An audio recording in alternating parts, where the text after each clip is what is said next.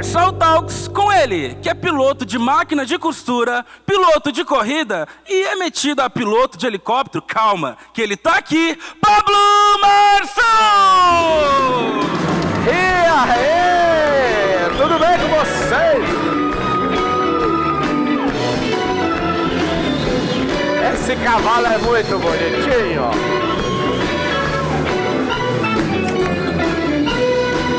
E aí? Aí, tudo bem com vocês ou não?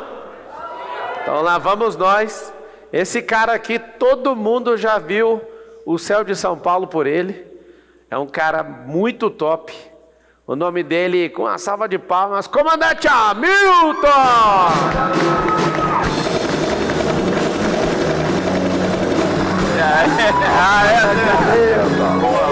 Senta aqui, comandante.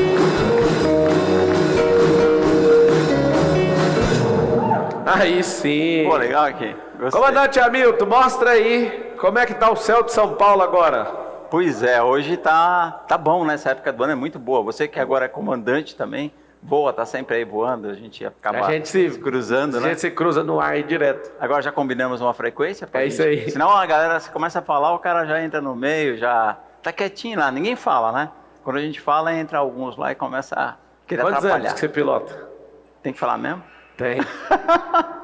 Cara, vai fazer... Nossa, vai fazer quase 40 anos já. 40 anos Em pilotando. 86, saiu minha primeira matéria na Folha de São Paulo, fazendo voo panorâmico.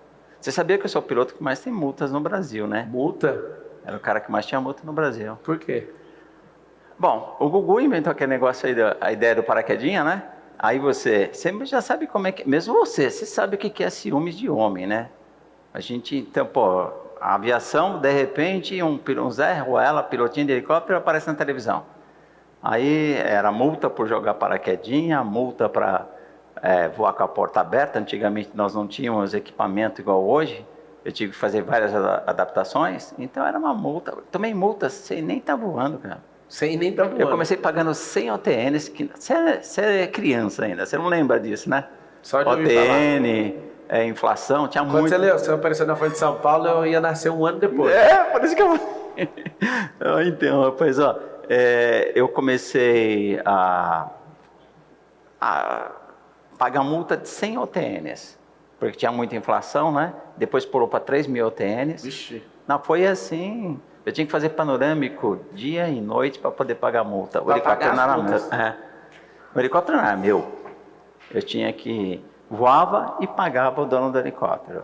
Aí tomando multa, você... Não, mas tem muita história, cara. Conta pra mim, pra nós, na verdade. Qual foi o maior pavor que você já passou dentro do helicóptero? Cara, assim... Já tive várias. Agora, você sabe o que é ficar sem o rotor de cauda, né?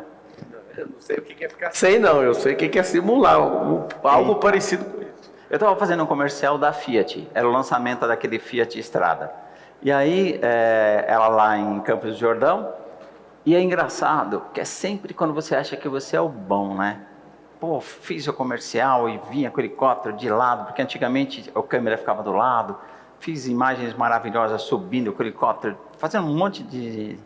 E o pessoal elogiou, né? Falou, pô, cara, que legal. Aí eu achei que eu era bobão, né? Acabou lá o comercial, o pessoal falou assim, ó, tem uma moça aqui que quer voltar para São Paulo, nunca voou, você pode levar? Eu falei, lógico, senta aí, ela me elogiando, eu achando que eu era o bom. Cara, tô voltando, quando eu passei São José dos Campos, eu comecei a ouvir um barulho atrás, no Teibum. Aí acabou toda a valentia, né? Seja daquele frio, eu falei, nossa, o que será isso aí? Que barulho é esse? De repente, Pablo, deu um estouro, cara. Quando deu estouro... Que máquina era? Era um Robson. 4x4? 22. 22, que 22. Beleza, hein? O 22, para quem não conhece de aviação, é um Fusca que voa. Mas é bom pra caramba. Igualzinho. A gente pega aula dele para tirar a carteira. Você fez, né? Mas ele é bom de manobra, então para fazer um comercial, você ia lamber o chão ali. Cara, de repente ele deu um estouro. Quando você leva uma pancada, o que você faz? Um estrondo. Você mata a velocidade. Matei a velocidade, quando eu matei, ele começou a andar de lado, escorregar. Aí você vai no pedal, né? É legal falar pra você que você Aí é piloto, bateu, né? deu batente. Nossa, o pedal ficou mole. Aí o Ah. coração deu aquela... E a aqui. menina do lado tava tranquila ainda. Ela não sabia É por nada. isso que eu tô né? falando, ela Ela tava olha pra tranquila. mim e eu olho pra Deus, Aí né, você cara? falou, calma que eu tô aqui. Falou, não. Eu não... Sabia que você ia mandar Essa tava aqui engatilhadinha esperando. Rapaz. E ela não desconfiou até então. Eu nem sei, Pablo, eu vou te falar, tava seca a garganta, a barriga assim, acabou toda o Top Gun que eu era, né? Fui embora, ficou só um medroso ali segurando. Falei, cara, e assim, uma coisa que eu sempre tive comigo, se eu vou morrer, eu vou morrer batalhando.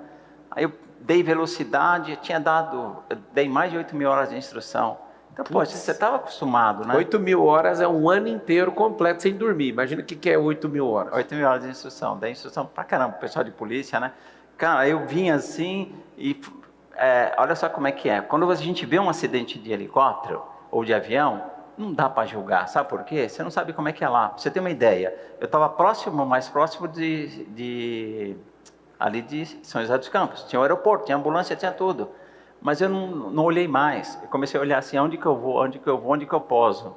Aí olhando e o helicóptero, você tem que estar uns 70 nós, correndo, eu vi um campo de futebol lá na frente. Eu peguei, fui na direção do campo, entrei ali, cara. Tinha criança jogando bola, por isso que eu te falo que foi a pior. Você é pai, você sabe como é que é ruim, né? Putz, se eu machuco uma criança. Irmão, eu entrei num canto, assim, a 70 nós, rasgando, quando chegou próximo da trave, eu fui parar a aeronave, fiz um monte de coisa ali com a mão, assim, parecia que tinha algo dentro de mim fazendo tudo por No mim. instinto ali. Só instinto, cara. Mas aí o rotor de cauda ele não ficava girando? Então, eu tinha que dar velocidade, Sim. 70 nós. Sim, fez o mergulho. Então, para quem não é assim, o helicóptero, se você matar a velocidade, sem o rotor de cauda, que é aquele que gira lá atrás, ele fica rodando, foi o que o Pablo falou. Eu tinha que dar velocidade para correr igual uma flecha. Igual avião, porque você atira o helicóptero, ele para de usar esse estabilizador e mergulha igual um pássaro, ou igual um próprio mergulho. avião mesmo. Aí, eu bati no campo, entrei. Quando eu estava perto do gol, sem contar assim, as crianças passaram por mim. Eu acho que eu fiquei Cara, até hoje, de vez em quando, eu já tive sonho de novo com esse garoto. Porque eu passei do lado, ele olhou assim para mim, eu vi a cara dele. Eu passei do lado dele. Então, é engraçado, a gente perde a noção do tempo, por isso que o Einstein fala, né? Você manja disso. A gente começa a pegar fragmentos. Eu peguei o fragmento do rosto dele, peguei a trave onde eu ia. Quando foi chegando perto da trave, eu consegui parar e o helicóptero tentou capotar. Aí a menina jogou o corpo para frente. Foi a única coisa que machucou ela, porque eu bati a mão e pegou no seio dela. Sabe, para ela voltar para trás? Sim. Aí ela ficou com dor no seio. Aí eu parei o helicóptero, aí fiquei lá assim, outro negócio que é interessante. Quebrou a máquina? Não quebrei. Pousei inteiro, não quebrou nada. Você conseguiu pousar inteiro, Cara, sem rotor de cauda? Eu já tive 2 apagamentos de motor, um no SBT pousando, né? Só complementar essa rapidinho. Quando eu pousei lá, consegui parar, aí juntou um monte de gente, eu olhei poeira, a criança apareceu tudo em volta, aí eu olhando para ver se não tinha machucado nenhuma criança, né? Aí eu olhei assim, olhei, não vi ninguém deitado, estava todo mundo legal, eu não atropelei ninguém. Aí passei no meio das crianças jogando bola, era como Deus, né, ajudou. Aí uma pessoa quis me cumprimentar. Aí, Pablo, imagina, a mão não parava. Eu tive que fazer assim, enfiar a mão no bolso, e toda vez que alguém vinha me cumprimentar, eu fazia isso, porque eu fiquei mais de 1 hora com a mão tremenda. E essa foi assim a pior por causa das crianças. Gente, uma salva de palmas que é um milagre conseguir parar o helicóptero desse. Você perdeu o rotor de cauda, tem a cabeça para levar esse negócio. Que aí ele foi meio que esquiando no chão com o helicóptero. É chegar de uma vez e dar um flare, cortando a velocidade do nada ali. E com criança, você tá doido. Isso aí é coisa de filme. Deus ajudou. Eu tava pousando no SBT, aí tô vendo antigamente também, era no tempo daqui agora, era a câmera na mão, tô pousando com o esquilo. Aí quando eu girei, sempre fazendo, todo dia que eu faço graça eu tomo, cara. Aí eu tinha o pessoal ali, você lembra do SBT ali, onde tem aquela ponte, tem um restaurante, você lembra não? Sim. Eu passei ali fazendo graça bem baixinho, eu fiz a curva, quando eu tô chegando no heliponto, você também já pousou lá, né? Já. Passei perto da árvore, o pessoal recolhendo os fios. Você lembra do esquilo? Tem a manete de vazão. Tem assim, é uma alavanca, gente, fica assim do lado, onde você dá potência no motor, né? E tira. Aí é uma alavanca, parece cara enroscou o fio do microfone. Aí quando eu tô virando, eu vi o cara puxando. Oh, quando eu tentei falar, cuidado, fez pum! Aí, olha, Pablo, também foi Deus. Eu só continuei, falei, nossa, vai quebrar. Aí puxei o coletivo, ele bateu no chão e parou, acho que 1 metro da cerca. Não caiu também? Não. Mas é Deus, cara. Não fiz nada. É só... Toda vez que eu vou voar com o piloto, pela primeira vez eu pergunto sempre. A primeira pergunta, você tem filho?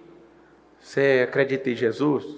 Sabe, eu faço as perguntas pro cara. Passou essas perguntas, eu vou para a fase 2.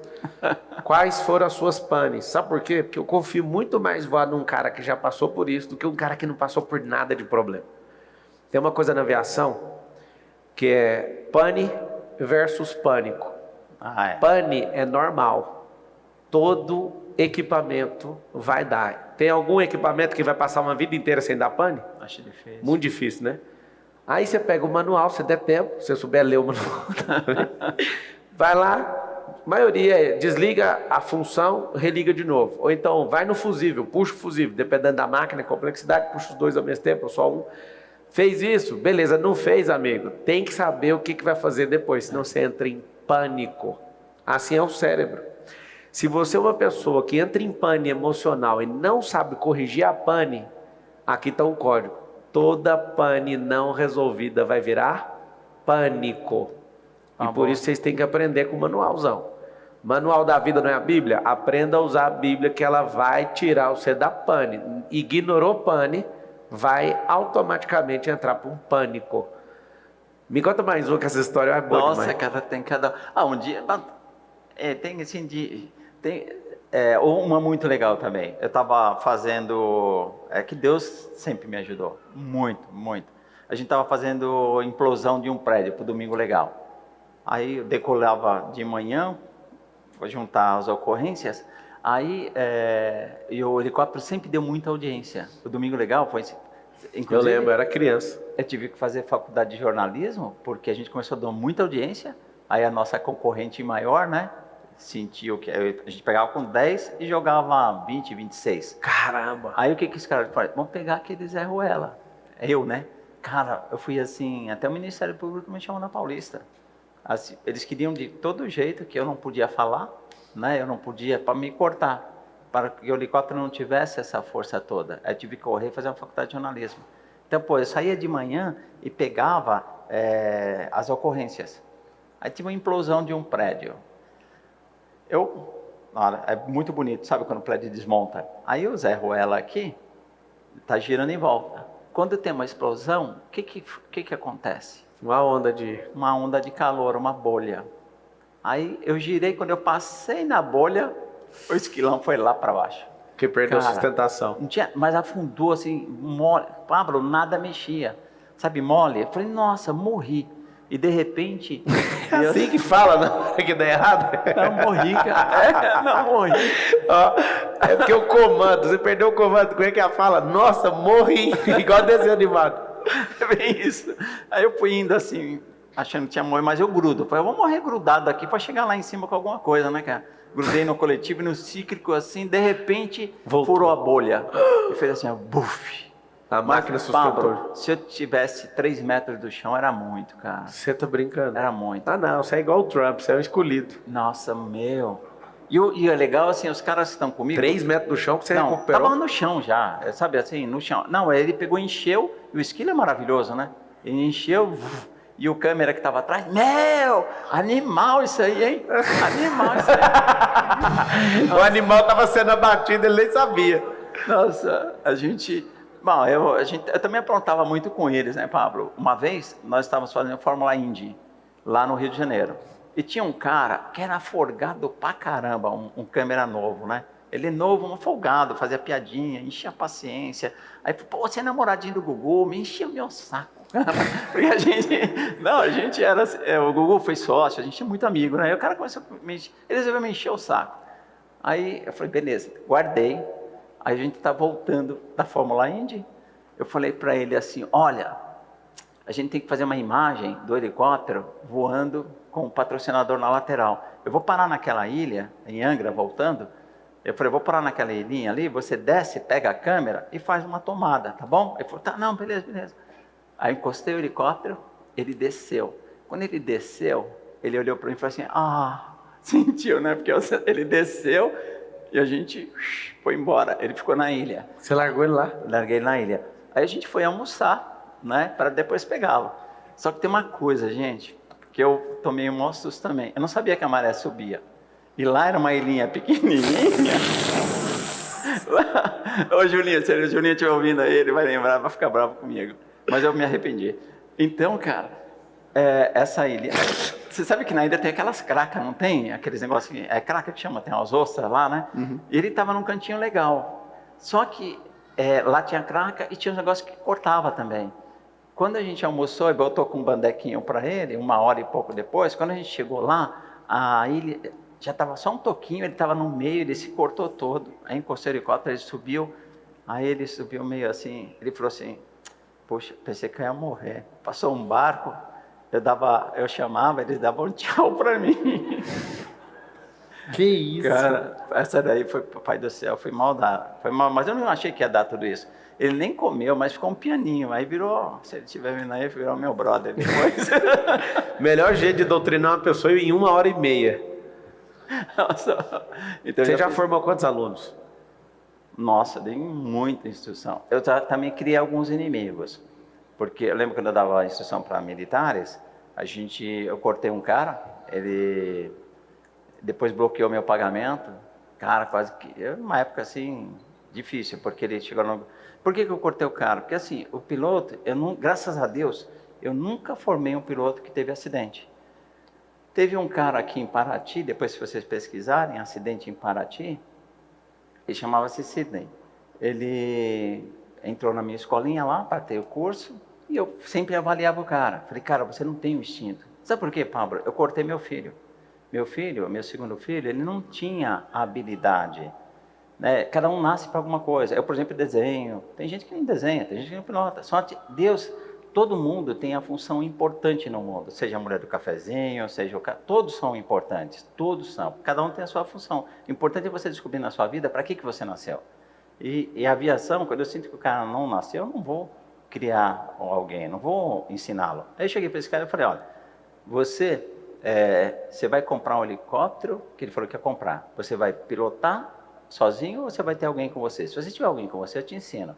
Agora, se você voar sozinho, não quero ninguém comigo. Falei, cara, eu não vou dar aula porque você não tem as características. Aí eu não dei aula para ele, ele foi para outra escola, morava aqui em Alphaville, e ele ficou assim, não falava comigo, tinha uma bronca de mim, achava que eu era metido, mas não era isso, eu não podia dar aula para um cara. E aconteceu o que eu havia falado, ele não prestou atenção, descendo para Paraty, ele guardou, bateu nas árvores, e o que mais doeu, ele ficou uns 4 dias sentadinho esperando o resgate. A gente foi lá depois, estava nos Estados Unidos, quando eu voltei, participei lá com a equipe de resgate, aí quando acharam ele estava sentadinho, esperou ali, tinha até uma aguinha, estava machucado, os caras falaram que ele demorou uns 4 dias para morrer. Ele ficou esperando e não teve socorro. O pessoal não chegou. Estava quase divisa ali, Rio e São Paulo, sei lá. A gente fez uns grupos para achar o cara.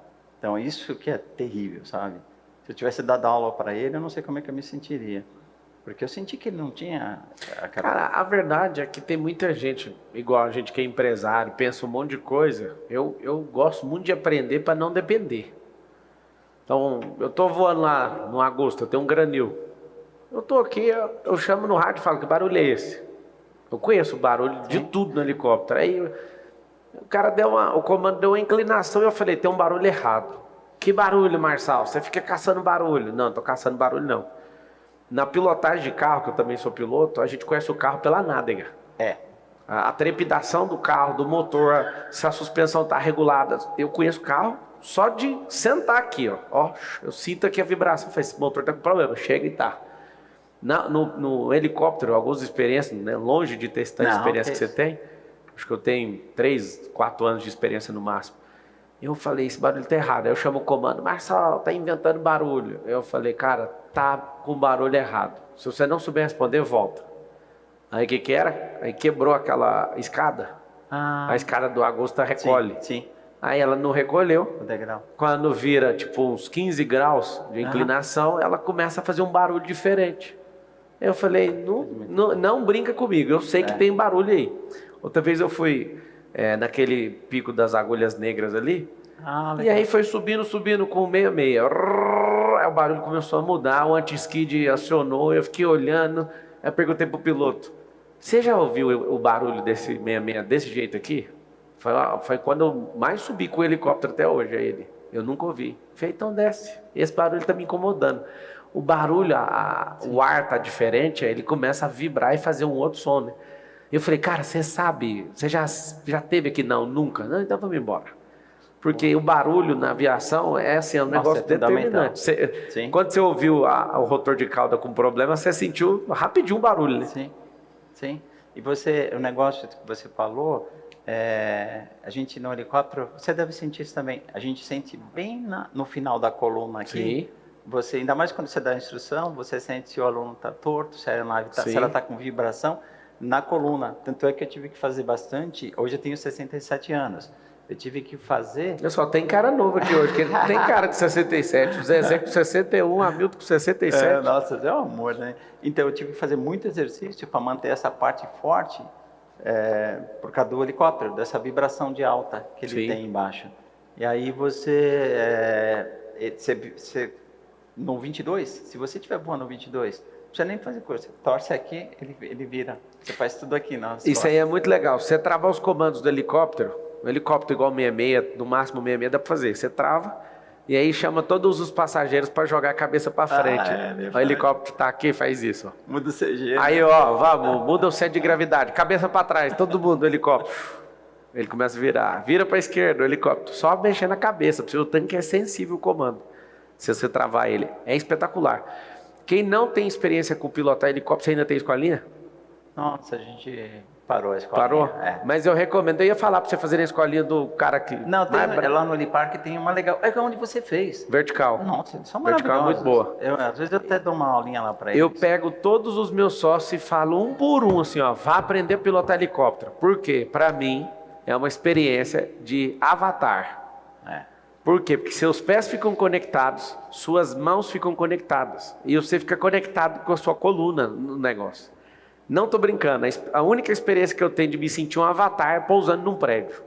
Eu chego no prédio, toda hora eu falo, não acredito que eu dou conta de pousar no prédio. Não é possível, chovendo, não tem problema, vai lá e pousa. É uma experiência que eu sugiro, é um pouquinho assim acima da média, que o brasileiro dá conta de pagar, né? Deve estar aí de 60, 80 mil reais para fazer as horas. Mas eu sugiro que você faça 3. Se você fizer 3, você já vai olhar para você e vai aumentar a sua capacidade de gerar coisas novas. De sentir como eu dou conta. 10 horas. Você que tem 8 mil horas de instrução, 10 horas uma pessoa, eu consegui fazer isso em 10 horas. Quer fazer o pouso tranquilo em 10 horas. Uma pessoa comum dá conta aí de fazer? Então, eu tinha uma metodologia. Meu filho aprendeu com 3.2. Ele tem uma foto dele, inclusive, no pairado, que a família quase morreu. Ele no pairado, eu do lado de fora, ele parecendo assim, ele tinha uns 15 anos. Ele ia completar 16 e queria ir para Los Angeles, lá pode voar, né? Lá em Van Nuys. Aí falei, só que eu vou preparar você, não vou te soltar. O americano não tá nem aí, né? Aí eu preparei ele e com 3.2, eu fiquei do lado de fora, assim, encostado no esqui e ele no pairadinho. Nossa, que massa. Mas sabe como é que foi esse 3.2? O que eu faço para dar instrução? Que você também é muito bom nisso. Quando você prepara, você dá o suporte para as pessoas, te acompanha o tempo inteiro, então você ensina a pessoa a reprogramar a vida dela, né? Então isso, cara, isso é uma bênção. Então o que eu faço? Eu reprogramo o cara, chego para ele e falo, senta no helicóptero, sem ligar o helicóptero, e falo, mexe nos comandos. Cara, você é a primeira pessoa que me falou do avatar, que eu sempre falo, cara, tem que conectar, lembra do avatar? Você foi a única pessoa que falou, a única pessoa que falou para mim isso. Porque eu sempre falo para os alunos, cara, lembra no avatar que conecta? Você vai ter que conectar esse helicóptero. Imagina que você é um deficiente de voar. Então você, para poder voar, você precisa dessa muleta que é o helicóptero. Então o que você faz? Conecta nele, fecha o olho, sente o rotor de cauda. Por isso que você sente os barulhos. Eu também tenho isso. Cara, vamos fazer um bom dia de comando? Vamos. Cara, tô curioso. Fazer uma alta rotaçãozinha no 22, eu gosto. Não, mas eu quero falar com você. Vamos. Porque você sente isso, que é o que você é básico para o aluno. Cara, Você sabe qual que é a sensação quando você está sentindo que você é o avatar? Não estou brincando, é uma sensação maravilhosa. Eu quero que todo mundo sinta isso um é dia. legal. Os colaboradores das nossas empresas, eu sempre faço o máximo que eu consigo para colocar. Já teve várias vezes que o quadro inteiro de colaboradores já voaram nos nossos helicópteros. Às vezes eu vou pousar no prédio, aí já tem 3, 4, agora que tem máquina que voa 8 pessoas, né? As pessoas ficam esperando, porque me traz no lugar, aí eu deixo os colaboradores lá e eles voltam com a máquina para ter experiência de voar, fica todo mundo doido. Diversas vezes, todo o quadro todas as empresas já voaram. Agora tá grande demais, mas eu quero continuar fazendo isso para todo mundo ter primeira experiência. Depois de ter experiência, eu sugiro que você aprenda algumas horas para você dar um início. Porque se for um negócio que você quer, depois você paga o preço por isso. Mas a sensação de voar diversas vezes, eu acredito sinceramente, com todo o meu coração, eu sinto que eu sou um pássaro.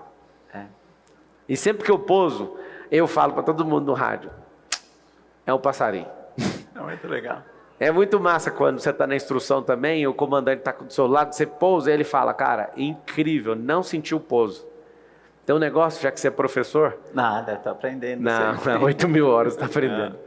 Tem um negócio que mexeu muito com a minha cabeça, foi um japonês lá que é instrutor na Vertical, ele que me falou isso, ele é da Polícia Civil lá, ele pilota. O Joe. Ele mesmo. E aí ele jogou na minha cabeça assim, cara, o pouso não é isso que você está fazendo. E eu, tipo, um pouso qualquer hora, tô nem aí, né? Ele falou, cara, o pouso é uma resultante, é um encontro de 2 eixos. Eu não sei o que aconteceu, na hora que ele falou essas palavras, eu fiz o meu primeiro pouso sem sentir o toque. Por quê? Porque eu parei de empurrar o helicóptero para baixo. O corpo virou parte do helicóptero. Aí eu meio que virei o avatar e falei, não tem nada demais no pouso. O pouso é a resultante desses 2 eixos se encontrando. Que é a força do rotor de cauda com o rotor central. Na hora que eu entendi aquilo, só de entender uma palavra do cara, eu consegui fazer aquele toque que a gente não sente o toque. Esse é o toque que o pássaro faz. Aí depois daquilo, a minha experiência com o helicóptero foi completamente diferente. Teu corpo virou um helicóptero. Igual a gente senta, põe a mão aqui, você não sente. É isso que é o legal. Nossa, isso é muito legal. Cara, essa magia é muito gostosa. É muito legal. Vamos ver se a gente faz um dia uma, porque é isso que me ajudou a todos os problemas que eu já tive, de apagamento de motor, que eu te contei também do rotor de cauda. Vamos ver se estava pousando na Band, deu problema na caixa taquimétrica que regula ali a potência. Quando eu estava pousando, ele deu problema. É uma coisa que eu sempre faço. Eu sempre pouso antes de pousar, principalmente em elevado. Estou chegando, eu faço um pouso aqui. Se a máquina está tudo certinho, aí eu continuo, senão eu vou embora. Quando eu estava chegando na Band, eu fiz... Só faz esse tipo de coisa quem já perdeu o motor na descida. Quem nunca perdeu, não faz.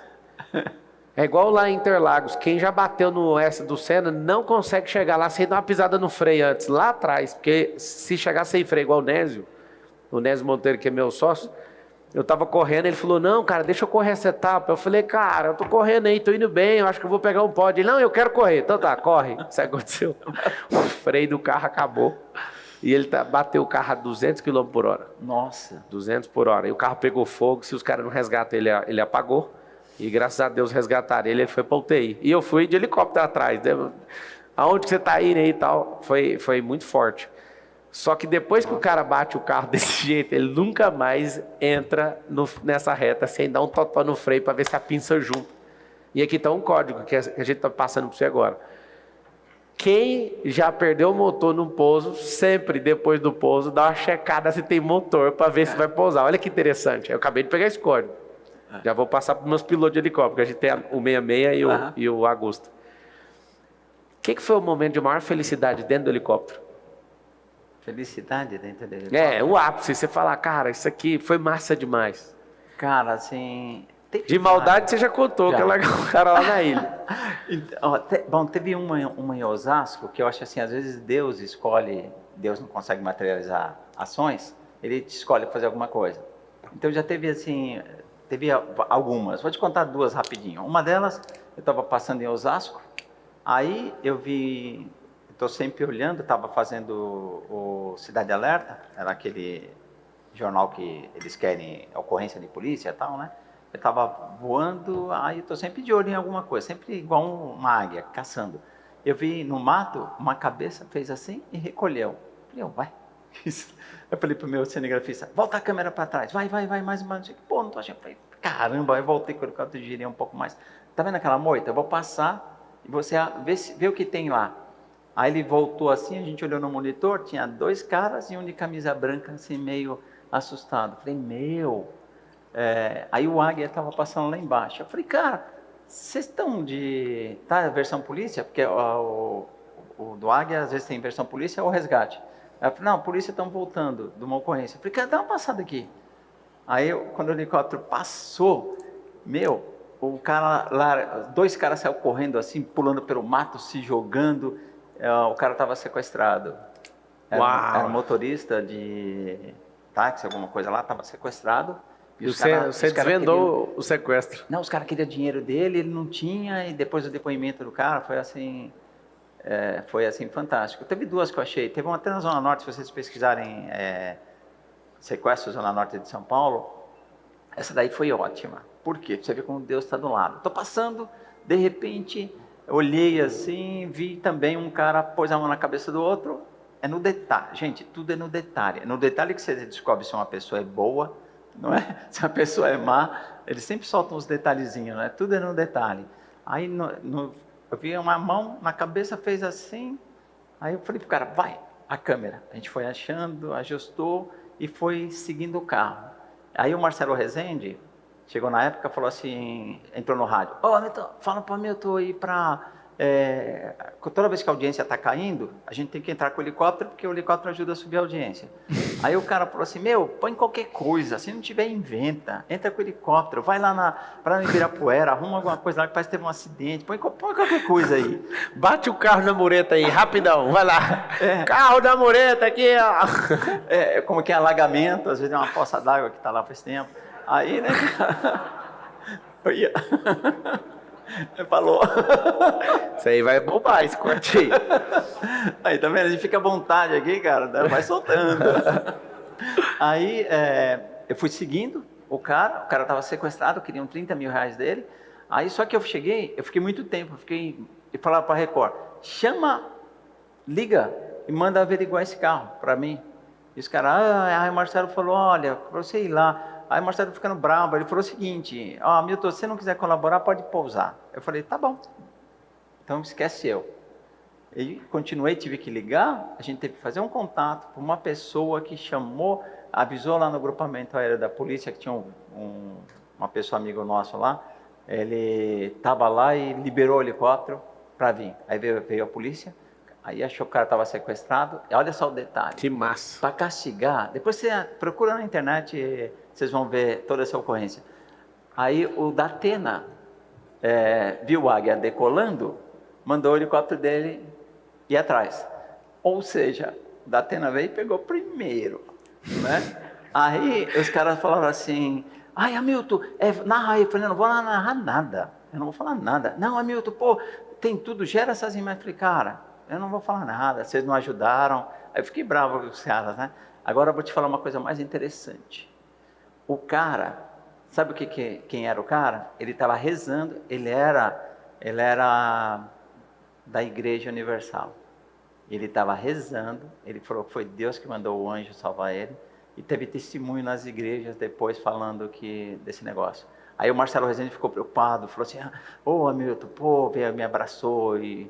Não, sabe o que é? É igual futebol, tem essas coisas. Aliás, uma vez também eu quase briguei com o Marcelo, né? Eu fiz karate tem muitos anos. Aí... Krav Maga? Não, fiz Nihon Karate Kyokai. Aí a gente aprende muita coisa. Aí eu peguei e falei para ele me encheu o saco, falou umas besteiras lá. Eu falei, pessoal, gente, estou indo aí, ele vai falar para mim, pessoalmente ele vai ficar 6 meses sem andar. Você sabe onde que usa para ficar 6 meses sem andar, né? Qualquer articulação. Eu falei, bicho, eu vou ficar 6 meses sem andar. Aí eu fiquei muito bravo com ele. Você vê um cara falando numa mansidão dessa, parece que não combina, né? Fiquei muito bravo com ele. É que assim, gente, meu pai sempre foi uma pessoa íntegra, me ensinou realmente a fazer as coisas direito. E você pode falar, você não pode ofender moralmente. Ele me brincou assim, chamando de estelionatário, uma brincadeira no ar, sabe, fazer uma graça.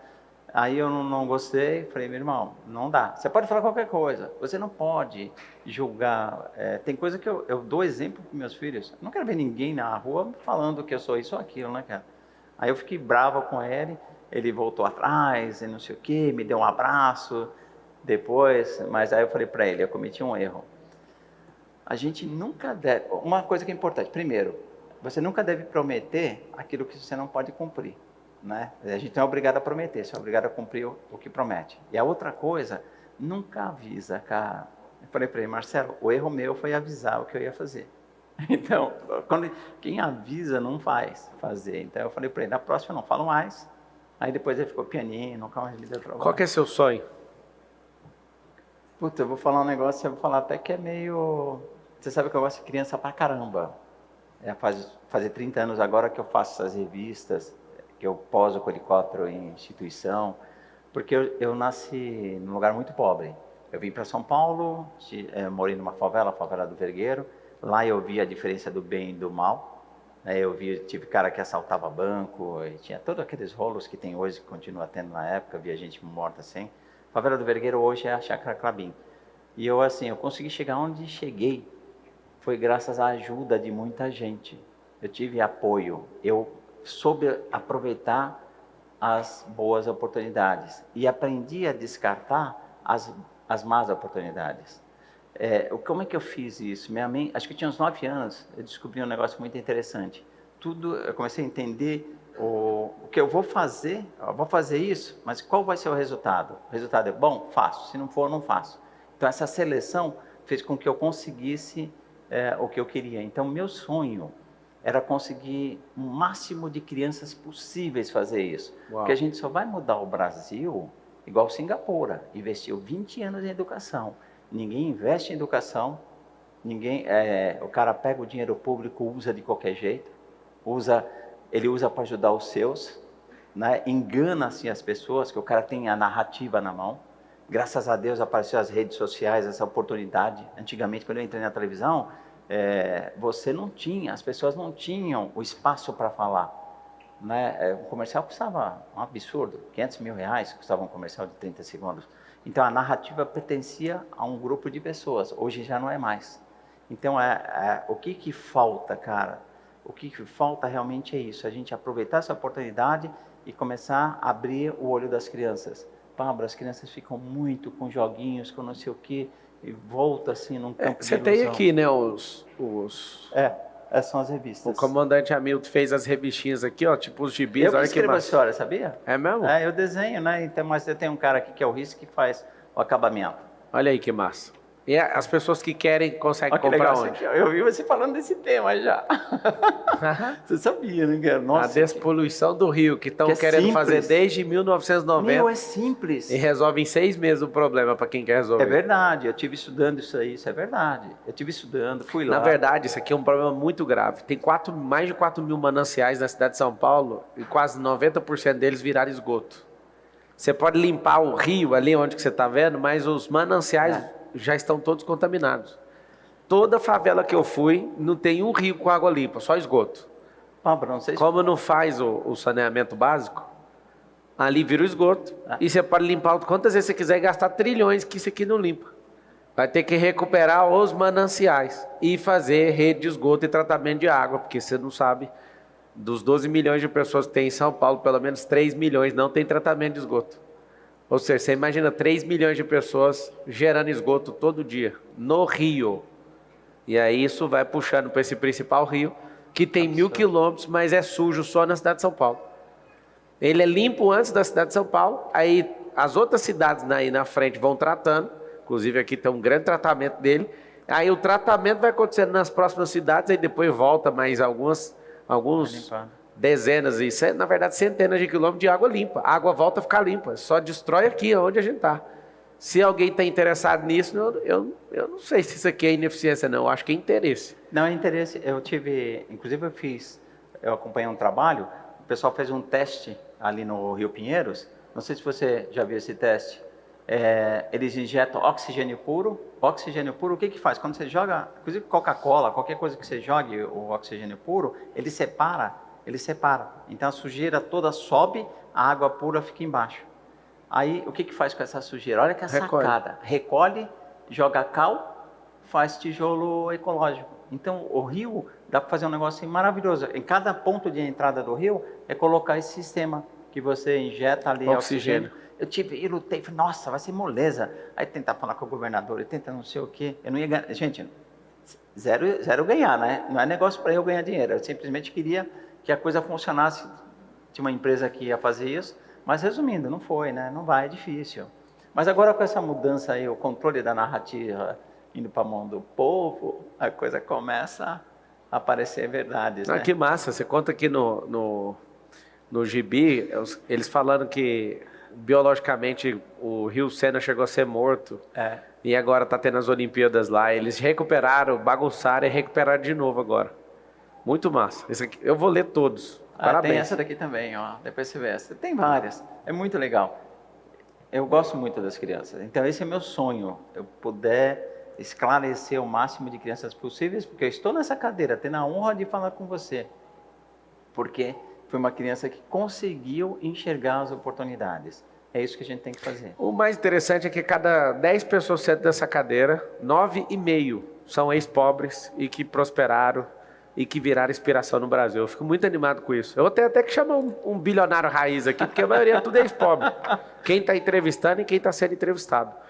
Prepara aí 2 pessoas para fazer pergunta para o comandante Hamilton. Vá direto no como. Enquanto elas preparam, comandante Hamilton, você faz a pergunta para Pablo Marçal. Vai lá. Qual a pergunta? Você pergunta para mim e depois eles perguntam para você. Bom, então vamos lá, Pablo. Bom, primeira pergunta. Quando você está voando, principalmente voando numa cidade como São Paulo, o que você consegue, como é que você enxerga a cidade? É uma cidade que é mal dimensionada. Como é que você enxerga a cidade de São Paulo? Isso é muito importante. Sabe por quê, Paulo? Porque é o seguinte, porque São Paulo é muito importante. Pablo, eu acho o seguinte, olha, você é um cara que acostumado a levantar pessoas, você tem isso, você quer levantar. Toda vez que eu vejo você falando com alguém, você quer arrancar o melhor. Todo mundo tem um lado positivo e um lado negativo. Então você consegue levantar o positivo das pessoas. Sim. Então como é que você vê São Paulo e como é que você acha que dá para levantar o lado positivo, que São Paulo é uma força motriz do Brasil. Se não fosse São Paulo, não gerava nada. Sim. Quando eu estou voando em São Paulo, que é quase todo dia, eu olho para aquele centro financeiro pujante, né? Com a Faria Lima, a Paulista ali. Eu olho para aquilo, eu fico louco. Eu falo, esse povo aqui entendeu o que é riqueza. Aí eu passo, você sente, aí você vai confirmar, dá para sentir o cheiro do Tietê lá do helicóptero. O impacto entrando na atmosfera ali, ó, no inverno, sobe a 3.000 pés. E eu não entendo como que alguém que está andando do lado acostumou. Eu não acostumo. Aí eu olho aquele centro financeiro e eu falo, mas isso aqui é Manhattan. Aí eu vou para pousar no Campo de Marte, tem que passar em cima, né? Eu falo, como que isso aqui está desse jeito? Aí eu pego a região norte, vejo a Brasilândia e vejo aquilo tudo desconfigurado, sem urbanização. Se vocês passarem por cima, a maioria dos helicópteros não voa a região norte, a parte de cima, onde é o Rodoanel Norte. A maioria nem sonha o que tem ali. Ali é um lugar de descaso absurdo. Quando eu vou nas regiões, eu vejo coisas muito interessantes. Eu chegando em São Paulo pela Castelo Branco, eu olho e falo, esse terreno aqui, ó, onde era a Lagoa de Carapicuíba ali, foi aterrado. é ela mesma. Eu olho, aquilo ali eu tenho uma destinação. Aquilo ali eu quero fazer um estacionamento de 20 andares pro chão e fazer tipo um espaço de evento e ligar um teleférico na próxima estação e fazer isso com as 10 rodovias em volta de São Paulo. Por que isso? Para evitar esse trânsito todo. Eu sobrevoei o Rodoanel Norte, 44 quilômetros de obra, de 5 bilhões parado. Sim, eu conheço. E aí você imagina aquele negócio voltando a funcionar e tirando os caminhões que passam no meio da marginal. Eu fico sonhando com a cidade. Eu gosto de organização. Eu gosto de progresso, sabe? Então eu vou, sendo verdadeiro assim, quando eu pouso na Faria Lima, sei lá, eu pouso lá um dia sim, um dia não, no máximo. Ou então todo dia nesse tempo agora. Na hora que eu pouso, eu falo, não tem base uma cidade tão próspera dessa ter gente com nível mais baixo mentalmente, de riqueza, de interesse e de amor com o povo, querendo governar uma cidade dessa. Aí me dá um gelo na barriga.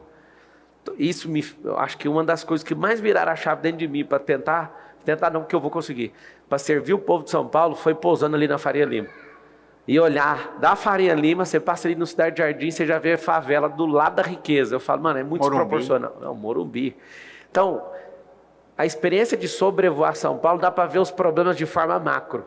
Agora eu estou indo a pé no problema, no micro, sabe assim, na favela Olaria, em cada umazinha que eu fui, na Vila União, no Conjunto Paulistano, eu comecei a ir nos lugares, no Panorama. Quando eu comecei a ir, eu falei, no Beira Rio, eu falei, putz, mano, esse negócio aqui é mais grave do que eu imaginava. E um povo tão bom, né? Povo bom. É um povo que precisa de ajuda. Então, sobrevoar São Paulo, eu fico apavorado de ver o trânsito, cara. É, travado, cara. Cara, só para vocês terem uma ideia, eu tava num ponto, aí eu falei, agora eu vou pousar na Moca. Aí o carro tava dando 1h20, e poucos quilômetros, 1h20. E eu entro no helicóptero, atravesso em 3 minutos. Não atravesso em 3, eu acho que foi em 5, porque eu tive que dar a volta lá na raia da USP, que a gente faz aqui caminho voltando, que é tem os corredores.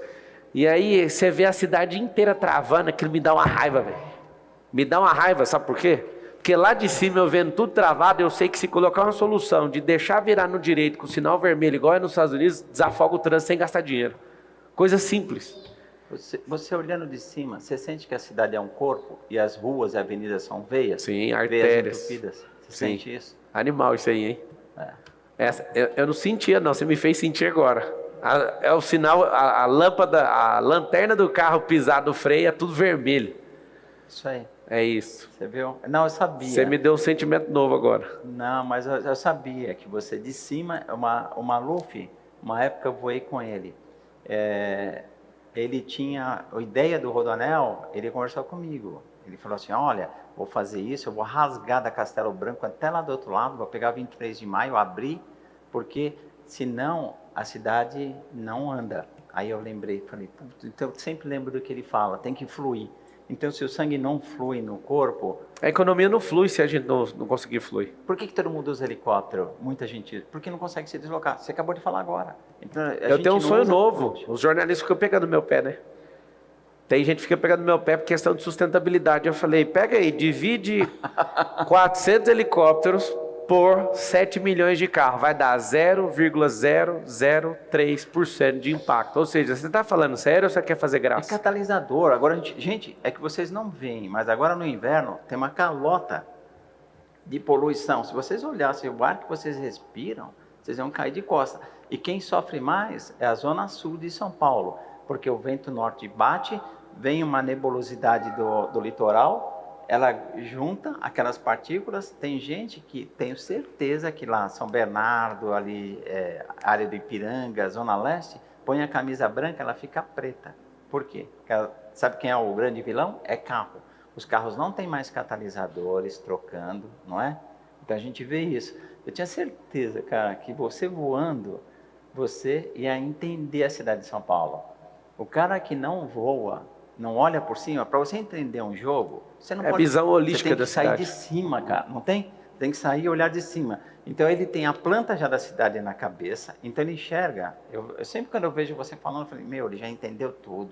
Ele vê como é que é a Brasilândia, como é que é lá a Zona Sul. Cara, gente, eu vou te falar uma coisa também. Deus é brasileiro.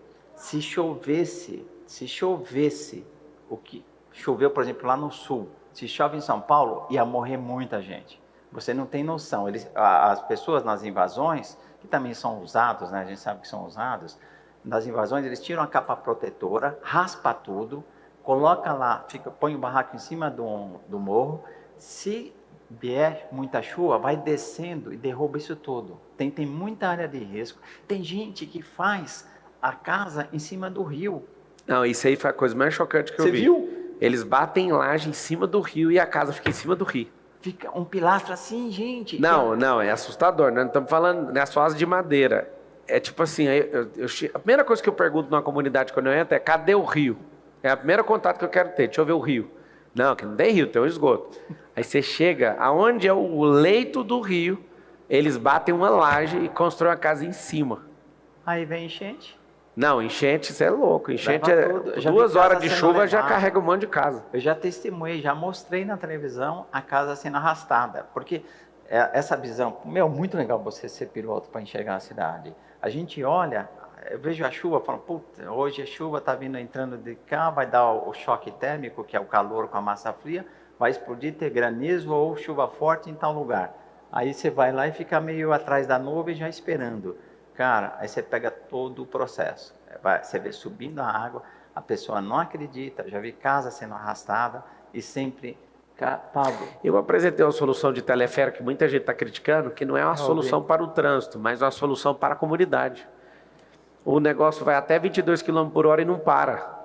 E é sustentável, voa por cima das casas, não precisa derrubar nenhuma casa.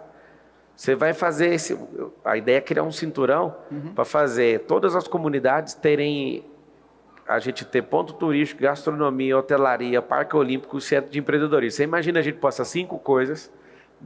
das principais primeiro, que não dá para prometer para 1000, a gente faz isso, os moradores não pagam para se deslocar, então eles não vão pegar carro para atrapalhar, para entrar nesse fluxo que está travado, eles não vão depender de nada, a não ser entrar num negócio que é silencioso, não gasta recurso do bolso dele, não para nas esquinas, e eles voam de forma aérea. Você imagina agora a gente criar 10 bolsões em volta, isso aí eu só vi porque eu vejo São Paulo por cima.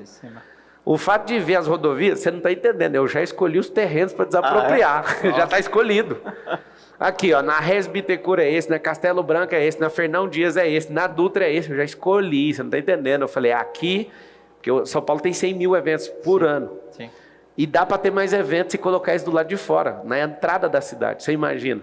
Você faz estacionamento pela capacidade do imóvel, faz estacionamento para baixo e no térreo você faz evento gigante aberto. Você está plantando sementes de evolução. É isso. Agora, chega o cara que vem de Sorocaba pela Castelo Branco, passou ali o pedágio, já entra no terreno e estaciona. O cara paga só o estacionamento e não paga a integração. Aí ele entra no teleférico, vai para a primeira estação próxima a ele, resolve a vida dele, volta sem cruzar o trânsito de São Paulo de forma aérea, vem para o metrô ou pelo trem, ele volta no teleférico de volta para o carro, vai embora, sem passar dentro de São Paulo. Também lembrou a Suíça, cara. Zurique, né? Não lembra? Zurique é assim. Nossa. Aí os caras falam, mas de onde você tirou essa ideia? La Paz, que é mais atrasado que a gente. Medellín, já não está mais atrasado, que eles passaram a gente. Balneário Camboriú usa isso. E eu estou sendo criticado por especialista de coisa nenhuma, o cara não sabe de nada. Mas criticar, você sabe que o cara, tem muita gente que ganha, ele acha que chama atenção criticando, né? Porque isso é normal. Você sabe o que é interessante, ó, Hamilton? Para fazer rua custa R$1 milhão por quilômetro. Para fazer um negócio desse custa 50 milhões por quilômetro. Qual que é a diferença? Ninguém machuca em teleférico, porque teleférico é um elevador na horizontal. Eu não sei se vocês sabem, o meio de transporte mais seguro do mundo é elevador. Depois helicóptero. Depois helicóptero. É verdade, gente. É verdade. Vocês morrem de medo. Tem gente que morre de medo de elevador e de helicóptero. São as duas coisas que são as mais seguras do mundo. Pesquisa americana, né? Sim. Não é nós. Então, assim, o elevador, se fizer as manutenções que tem que fazer, não vai machucar nunca uma pessoa. Não machuca, a não ser que você autorize funcionar num vendaval, num negócio que é tornado que você não tinha nem que estar na rua. Ou seja, custa 50 vezes mais do que fazer uma rua. Na cidade que não cabe mais nenhuma rua. Você entende o que eu estou falando ou não? A cidade não cabe. Eu estou voando aqui, ó, sabe quando a gente passa o Cebolão? Sim. Com a proa ali do Allianz Parque, a gente não pega a direita da ferrovia? Sim. Às vezes você não voa, você nunca vai ver a cena que a gente vê. A gente passa à direita da ferrovia, indo ali para a Luz, e indo para o Campo de Marte. Eu olho aquela ferrovia, ontem eu tive a ideia, quando eu fui pousar em Marte. Eu bati o olho na rodovia, igualzinho você falou do Maluf. Ah, sim. Eu bati o olho e falei, como que eu nunca tinha visto essa solução? Vocês vão pirar. Eu olhei para o metrô. Pode falar? Não, eu vou te falar. Eu olhei e falei, isso aqui é a rodovia mais larga dentro da cidade. Nós vamos erguer esse metrô, a gente ergue ele, manda carro passar ali. Isso é verdade. Cara, a gente consegue rasgar a cidade inteira pelo metrô. Eu já tinha visto, eu passei lá, nunca tinha. Não, ontem eu tive essa ideia. Enxergado eu tô arrepiado aqui, sabe por quê? Porque Nossa, quem tá de baixo não tem essa ideia. Eu tô voando por cima, eu falo, e essa rodovia aqui largada aqui desse jeito? Nossa, se a gente ou erguer... E é reto, não tem que desapropriar o que fica nada. mais barato, não precisa desapropriar. Ou ergue a ferrovia, ou faz a pista. Eu acho que é mais barato erguer a ferrovia. Fica mais bonito. Ergue a ferrovia e aí vira uma rodovia. Você não está entendendo a largura. É largo, não é? Ó? Sim. Largo. Aí eu falo, aqui está uma solução de trânsito. Ontem mesmo, eu passando por cima, você falou isso, mexeu muito comigo, porque você é criticado por voar. Isso é holística. Não, quem vê por cima é holística, não é porque é arrogante, não. É porque tem como ver diferente. Isso é muito bom. O Maluf, ele fez o Rio Tamanduateí, viu, gente? O Rio Tamanduateí foi ideia dele, de cobrir o rio e fazer a Avenida do Estado ali por cima. Então, eu fui bastante... A Nova Faria Lima, quando ele falou que ia abrir a Nova Faria Lima, eu falei, não é nada de história dele. E ele falou, Milton, você não acredita em mim, você não vota em mim. Eu falei, não, você não acredita em mim, Milton. Cara, mas o cara realmente tinha uma visão, mas assim, ele pegava, sentava no helicóptero, pegava o mapa e falava, vamos para lá. Ó, aqui ele conhecia a cidade inteira. Então, realmente, um administrador que conhece a cidade de cima, entende o jogo. Ele tem o tabuleiro, né? Então, ele entende o jogo da cidade. E a cidade, o povo brasileiro é maravilhoso, ele só tem que ser despertado. E, principalmente, ele tem que acreditar nele, né? Na força que tem o brasileiro. A gente fala porque eu morei lá fora também, então a gente vê, cara, o Brasil não tem lugar melhor para viver. Eu já fui algumas vezes de helicóptero daqui até Los Angeles. Então você sai aqui, sai ali subindo Macapá, depois faz ali as ilhas, né? E chega nos Estados Unidos em Flórida e vai por trás. Então isso dá 56 horas de voo. O que te dá isso? Te dá sempre reflexão. Você vê a força do nosso país. Eu vou ir no deserto. Quando você passa por cima da Amazônia, você vai pela Alta Floresta ali? Não, então, eu passo na Amazônia. Agora, uma coisa também, eu nunca passei na Amazônia sem ver uma queimada. Sabe, assim, umas árvores imensas, os caras queimando, tem muita queimada. Tá, inclusive os artistas, vocês podiam ajudar a gente, porque quando era o Bolsonaro, vocês enchiam o saco, Não, agora tá antigo, no maior pico de queimada da história, mas é o padrinho que paga vocês, né? Vocês podiam falar, salve a Amazônia! Tá precisando da música de vocês aí, para ver se o fogo apaga lá. Nossa, é uma judiação, é lindo, é lindo. Ei, você que saiu daqui de São Paulo, tocando helicóptero 56 horas, o dia que eu passei de jato em cima da Amazônia, eu pensei que era uma viagem lunar. É lindo. Não acaba. É lindo. É mata pra vida inteira, e dava 1 hora de voo, nada, 2 horas de voo, eu falava, vai acabar essa Amazônia nunca. Aquele verdão, você tem que um dia ver essa cena pra você entender a dimensão da Amazônia. Você pensa você num avião a 600, 700 km por hora, e você tocar 3 horas assim, ó, mirado, e não passar essa Amazônia. É um negócio absurdo. Absurdo. Eu nunca tinha visto aquilo. É lindo. Eu rodei 62 mil quilômetros numa pernada gigante na campanha para presidente. E aí, cara, eu fui rodando o Brasil. Quando chegou no norte, eu assustei. A minha sensação é que eu estava indo para a Lua, que eu não aguentava mais voar. E aquilo não acabava. E à noite, cara, aqueles trovões no meio da Amazônia, assim, ó, o negócio tudo apagado. Aí vinha um trovão. E deixava tudo claro. É uma cena que fica guardada na minha cabeça para sempre. É bonito. Conta para mim, como é que foi essa experiência? Porque quem entra num avião, por exemplo, lá da Latam e vai para os Estados Unidos, não passa na experiência igual você passou. Como é que faz, como é que é conhecer esse percurso inteiro, até a Califórnia, que é o lado de lá dos Estados Unidos? Então, eu saí daqui, né, sobe, passa Ribeirão Preto, depois Uberlândia, depois Gurupi, aí você vem lá em Marabá, vai sair lá Tocantins, em Macapá. Maranhão, Macapá. Tocantins, Macapá, e depois de lá eu fui pela Guiana Francesa. Cheguei no Panamá, não? Não, Não. eu peguei Guiana Barbados Francesa. ali? Não. Eu pouso lá em Barbados, quando eu vou de jato particular para lá. Sim, aí depois você passa a Guiana Francesa, depois a Inglesa, Trindade e Tobago, que para mim é o pior lugar aqui lá no Caribe, depois para Ilhas Gordas, República Dominicana, depois Bahamas, depois Flórida, aí depois você vai pelo Alabama, aí vai Texas, vai Arizona. Cara, assim, cada voo é um voo, uma coisa nova. Né? Nunca existe um voo repetido na aviação. Nunca, não tem uma decolagem. Por isso que eu falo, eles formaram uma vez, tinha passado de 25 mil horas de voo, porque televisão a gente voa muito. Televisão a gente voa muito, né? Às vezes fala mais de 1000 horas por 25 mil horas? mas também meu condicionamento todo. Você só faz isso. Então é normal. E o helicóptero você voa muito em televisão. E aí, cada voo é um voo diferente. E eu aprendi com o passar dos anos, hoje eu me sinto pequenininho, eu acho que eu não sei nada, não sei voar, eu sempre vou com medo não, né? Sempre com respeito, porque esse medo que eu quis dizer é o medo de respeito, sabe? Porque quando eu achava que eu era bonzão, eu tomei umas pancadas, aprendi que a gente está sempre aprendendo, que nunca um voo é igual ao outro. Por exemplo, gente, o Pablo falou agora, a segurança da aeronave, só 5% é defeito de peça. 75% é ligado diretamente ao piloto. Você fala em caso de acidente. Caso de acidentes no mundo. 75% é piloto, 20% é mecânico, é alguma intervenção humana, só 5% é peça. Né? E outra coisa também interessante, quando você tem um acidente, se tiver um problema na aeronave, se você reagir em 3 segundos, se reagir em 1 segundo, você tem 70% de chance de dar certo. Se você demorar para 2 segundos, você tem uma 50% de chance. Se você demorar em 3, cai para 14, 15, 20. Agora, se você reagir depois de 3 segundos, você está na mão do destino. Então, eu sempre... Foi lançado na sorte. Está na sorte. Toda vez que eu tive, eu já fui, tomei a reação e acreditei. Quando apagou, uma vez estava com aquele sindicalista, Medeiros, você lembra dele? Era um antigo, ele saiu para governador, e eu fui fazer um voo usando um helicóptero, quebrar um galho, o helicóptero não era meu, tinha uns vazamentos, mas eu achei que na época, vamos embora.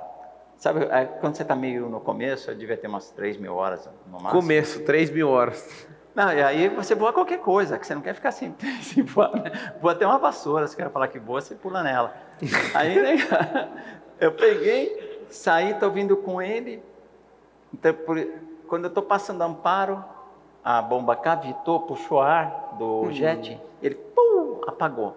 Aí foi muito engraçado, porque acho que eu vi outra pessoa. Eu fui, vi um lugar assim, tudo ficou preto e branco. Eu lembro, só vi uma parte colorida, que era um lugar verdinho que eu pousei. Era uma clínica médica.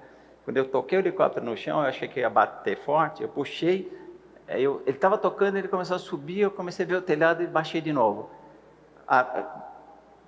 2 erros. Primeiro, me falar, do lado tinha um campo de futebol, eu não vi. Se eu tivesse pousado no campo, era tranquilo. Onde eu pousei era apertado, tiveram que cortar umas árvores para a gente tirar o helicóptero. Você vê que Deus encaixou ali para mim. Vixe. E o pior, o pessoal falava que achou que eu estava com dor de barriga, porque eles não conheciam, falaram assim, vamos pousar ali. Aí o pessoal falou assim, mas por quê? Não, só um rapidinho, só um minuto, eu vou pousar ali. Falaram que eu ficava meio bravo, sabe? E o pessoal falou assim, acho que está com dor de barriga, né, cara? Porque eu já desci meio rápido e pus o helicóptero ali. Mas eu não lembro, que eu dei bronca nos caras.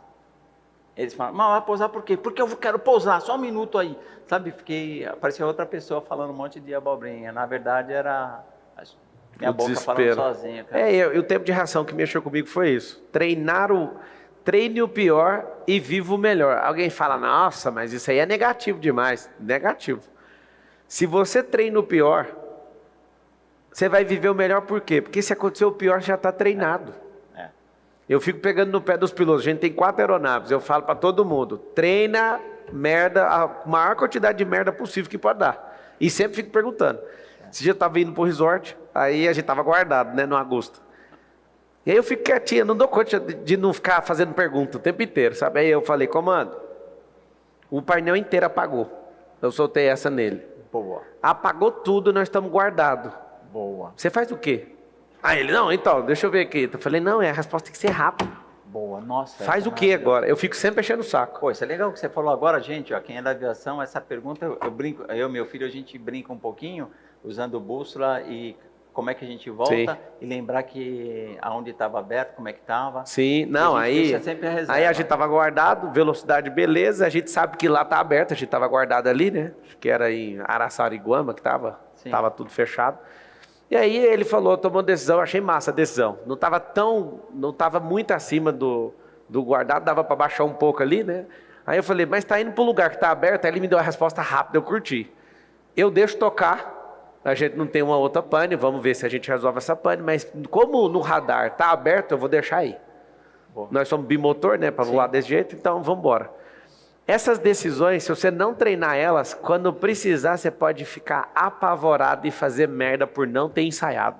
Isso é muito forte. Então, a dica de vida para todo mundo é treine o pior. Porque se acontecer o pior, já é o melhor. Olha só por quê. Porque você treinou. Não treinar o pior vai fazer você ficar na mão quando você precisar dele. E aí você anota o outro código, se você der código de hackear seu cérebro aí, que dá para fazer, quanto pior, melhor. Quanto mais você treinar o problema, menos você vai ter problema na vida. O problema só gosta de despreparado. Nossa, boa. Gostei. Uma pessoa que é preparada, o problema fala, não mexe com ele não, que ele já treinou. Vamos pegar o destreinado. Vamos pegar... Todo mundo está impressionado com as minhas respostas com os jornalistas. Nossa, é bom pra caramba. Você tá pois é, mas Mas aquilo ali é treino, eu já treinei aquilo ali. Então, na hora que eu estou ali no combate, eu não estou usando as minhas emoções, meus sentimentos, eu estou usando só o pior que eu já treinei. Eu fui treinado para aquilo. Ou seja, você fica abismado porque você não treinou. A dica é, quanto mais você admira uma coisa, menos você dá conta de fazer. Quando você aprender aquela coisa, você não vai admirar mais aquela coisa, porque vai ficar natural. Pega o código. Vai lá, 2 pessoas fazendo pergunta para o Hamilton, rapidão. Gostei.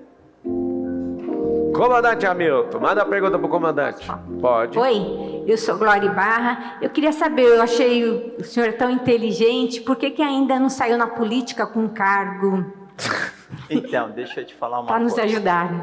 Para nos ajudar, presta atenção na pergunta dela. Não, foi linda, tua pergunta é muito boa. Agora, para você, tem que ter muita vontade, muita determinação, muito foco, né? É muito difícil, porque, infelizmente, os bons não querem, né? E o brasileiro também já está com essa mania de falar assim, entrei em política, eu sabia, sabe? Você não pode se assustar com isso. Quem realmente quer, tem que ter um propósito. Não, vou refazer a pergunta dela. Que dia que nós vamos te ver na política? Sendo que você é um cara que vê a cidade de cima, você é um cara focado, determinado, já gastou essas 25 mil horas voando, vamos gastar pelo menos umas 100 mil horas, não. Você não vai querer por causa da quantidade de horas. Deixa eu pegar leve aqui com você. 8 mil, 7 mil horas. Vamos gastar 7 mil horas ajudando o povo. Não só informando, mas sendo político. Você tem coragem?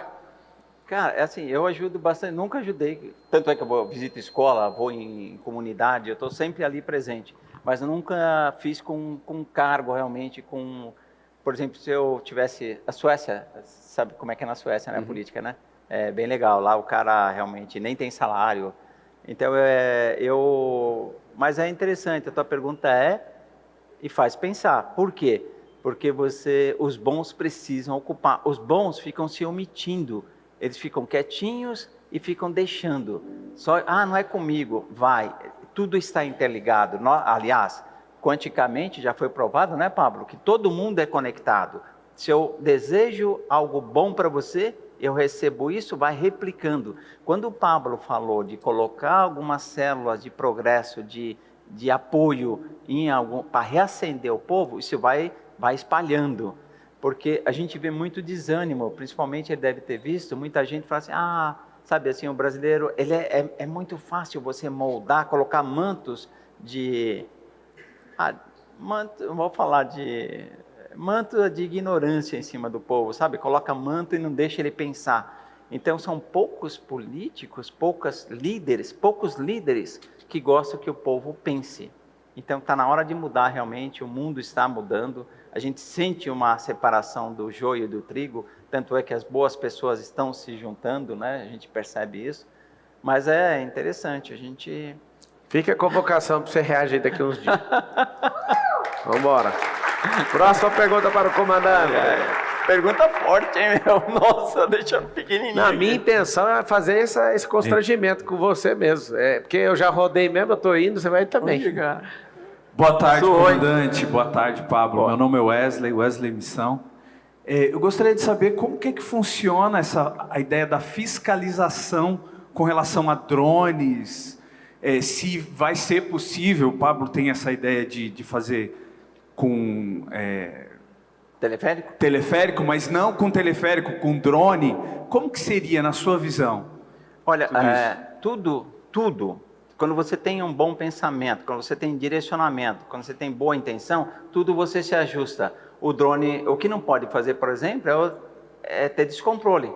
Então você tendo um negócio controlado, programado, e principalmente assim, com objetivo final.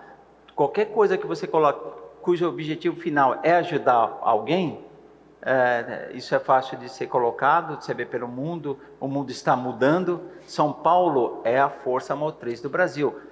Você inclusive falou isso, São Paulo é mais do que o Brasil, São Paulo é muito forte. Todo mundo que está aqui em São Paulo trabalha demais, sabe? Todo mundo trabalha muito, muito.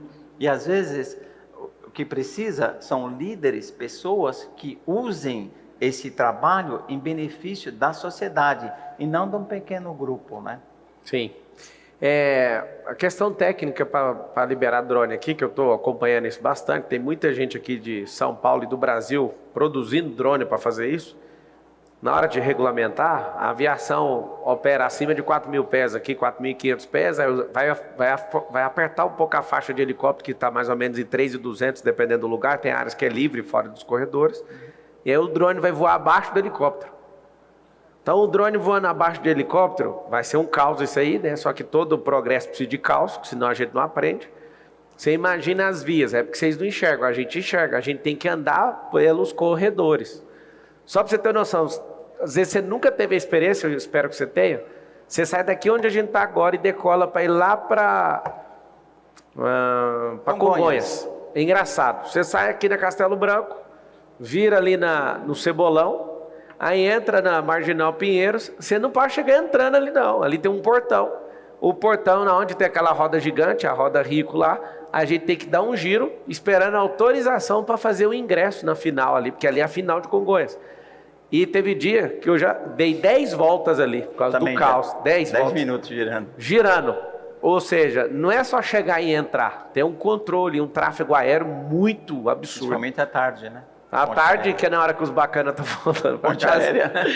É assim, tem a Funchal ali, tem mais heliponto do que ponto de ônibus, pra você ter uma ideia. É um heliponto a mais do que ponto de ônibus. É na Funchal ou é na Faria Lima? Na Faria Lima. É na Faria Lima, bastante, né?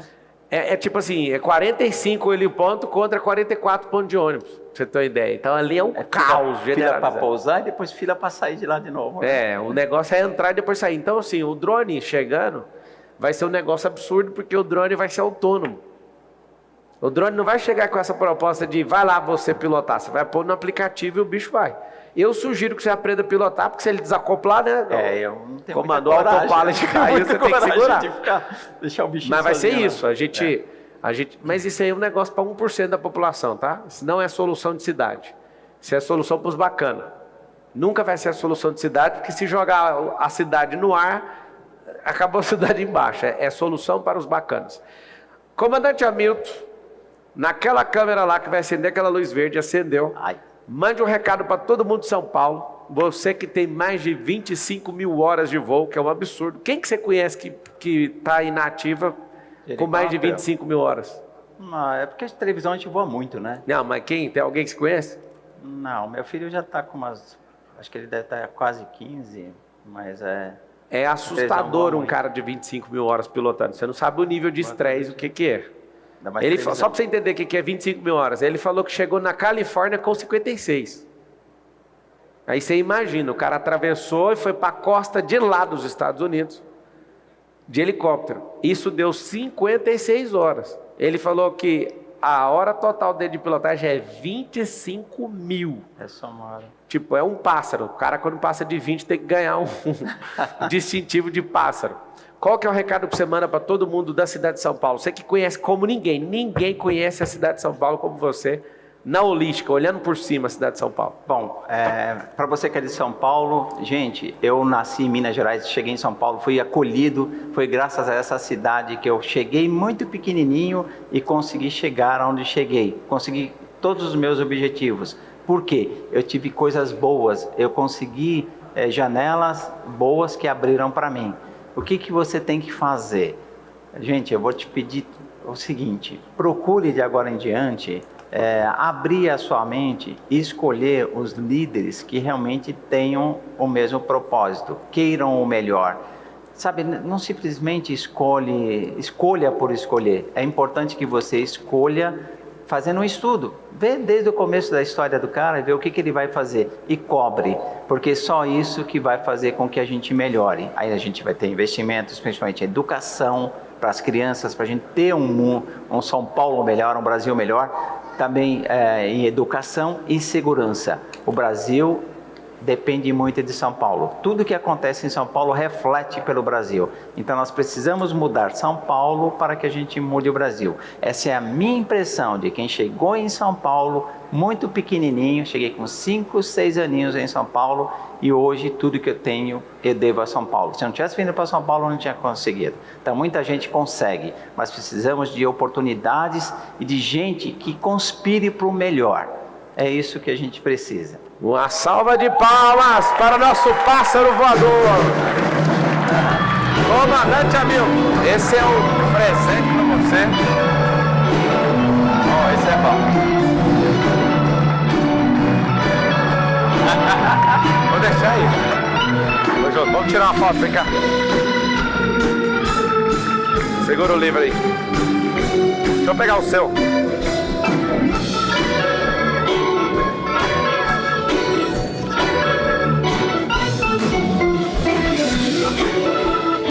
Agora esse assino.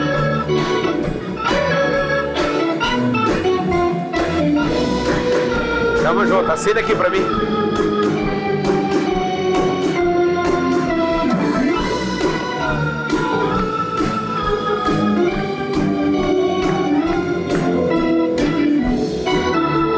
Esse homem é voado na vida.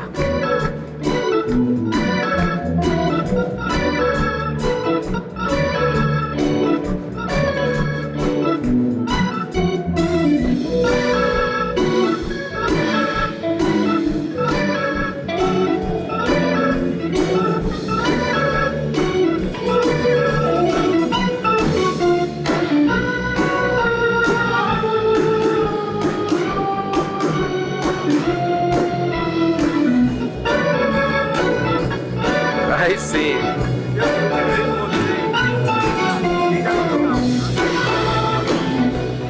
Vamos voar junto. Tamo junto. Vamos voar semana que vem. Bora nessa. Vamos nessa. Vá cuidar da sua vida e bora cuidar do Brasil.